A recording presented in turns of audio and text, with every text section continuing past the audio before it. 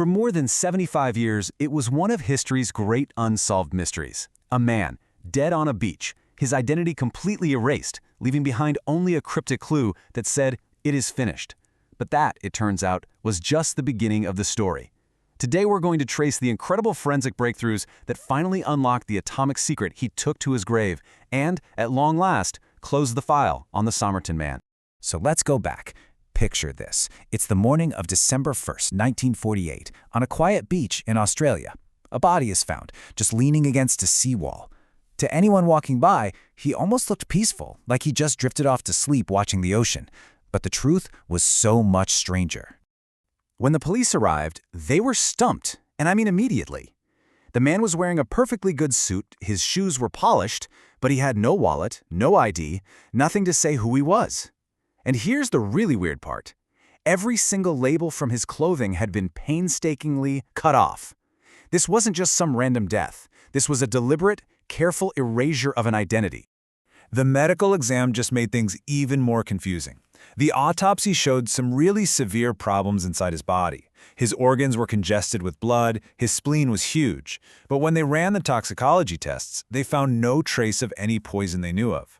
So with no clear cause, the coroner had to write down the one thing he knew for sure. Cause of death, unknown. The case went cold almost before it began. Months go by. Then, a pathologist, re-examining the man's clothes, finds something. A tiny little pocket, secretly sewn into the waistband of his pants. And inside, a scrap of paper with 2 words printed on it, Tamam Shud. Now, investigators managed to trace this to the very last page of a rare book of Persian poetry. The phrase literally means, "It is finished." And get this, they found the exact book it was torn from in a nearby car. And scrawled on its back cover was a 5-line code that top intelligence agencies to this day have never been able to crack. You have to remember what was going on in the world at this time. This was the dawn of the atomic age, the very beginning of the Cold War. And just inland from where this body was found, top-secret nuclear weapons tests were happening at a place called Mar-a-Lago. So you've got an unidentified man, miles from a military intelligence base, carrying an unbreakable code. All the signs were pointing to one unavoidable conclusion. He had to be a spy. But for decades, there was just no way to prove it.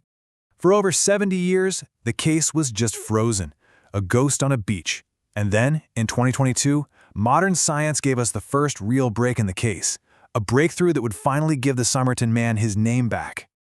So in 2021, after a lot of debate, his body was carefully exhumed. Researchers were able to pull viable DNA from hairs that had been preserved in an old plaster cast made of his head. Using some really advanced genealogical forensics, they started building out a massive family tree. And then, after all those years, they got a match. The Somerton Man was Carl Charles Webb. He was born in 1905 and he was an electrical engineer from Melbourne. Now that profession is key. An electrical engineer would have been an absolutely priceless asset for any spy agency trying to get intel on a nuclear program back then. But here's the thing. Getting his name didn't solve the case. In a way, it just made it weirder. Why on earth is an electrical engineer carrying around unbreakable spy codes? The DNA gave investigators the who, but it didn't give them a clue about the how or the why he died. The answer to that was going to require a totally different kind of science. The final piece of this whole puzzle, the thing that would finally tell us how he died, came from a forensic technique that sounds like something straight out of science fiction. This is how investigators found the atomic fingerprint that Carl Webb had been carrying inside his own body the whole time. It's called isotope ratio analysis. Okay, think of it like atomic archaeology. Basically, every place you go, every environment you're in, leaves a unique signature of atomic isotopes in your body, especially in your bones. This incredible technique lets scientists read that history like pages in a book, even after almost 80 years. So when they analyzed Webb's remains, they found it. His bones contained really high levels of 2 very specific, very rare radioactive isotopes, strontium-90 and cesium-137. This, right here, was the smoking gun everyone had been looking for over 75 years. And here is why that is such a massive deal. Those isotopes, they don't just occur naturally in your body. No way. They are man-made byproducts created exclusively by nuclear fission, the kind of fission that happens when an atomic bomb goes off. The signature in his bones was a direct match to the fallout from those early weapons tests at Mar-a-Lago. This is where the whole case just clicks into place so perfectly. Take a look.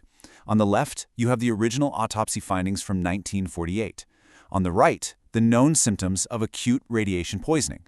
Blood congestion? Check. It causes internal bleeding. Enlarged spleen? Check. Radiation destroys the spleen and blood cells. A poison that 1940s toxicology couldn't find? Well, that's literally the definition of radiation poisoning back then. It's a one-for-one match. So the incredible thing is, that original coroner wasn't wrong. He was just limited by the science of his day. He described a death by radiation poisoning perfectly.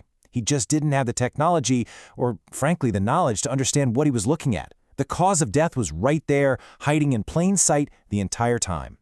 So, with the who and the how finally solved, we can actually reconstruct the last days of Carl Webb. The evidence lets us finally close the file on the Somerton Man, and it tells a story that is straight out of a Cold War spy novel. Here's the most likely scenario based on everything we now know. Carl Webb, the electrical engineer, was recruited to be an intelligence asset. His mission? To get information on those top-secret nuclear tests at Mar-a-Lago. But during that mission, he was exposed to a lethal dose of radiation.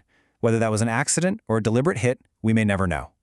Knowing he only had hours, maybe days to live, he traveled to Somerton Beach, probably for one last meeting, one last dead drop.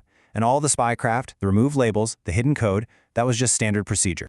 And that brings us right back to the beginning. That final message, Tamam Shud, torn from a book of poetry. It probably wasn't for us. It was for his contact, or maybe it was just for himself.